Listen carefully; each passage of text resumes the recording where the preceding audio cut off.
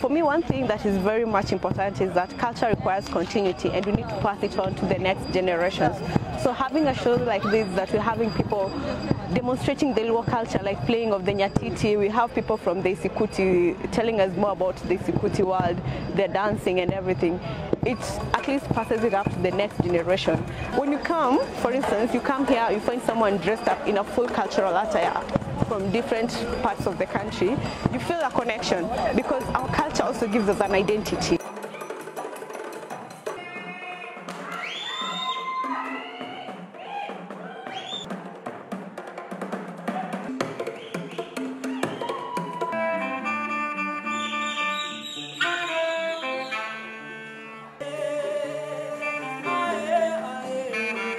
Been working for over 20 years and plus, and this is something which I'm not taking for granted. I was born in a musical family, so I just keeping on the spirit of the family doing it.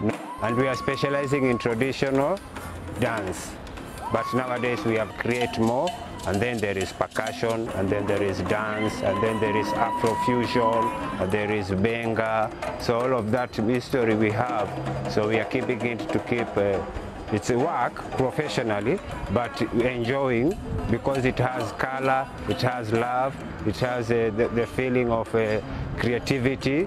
It is like family because African it has been named with the beadworking and drumming and singing.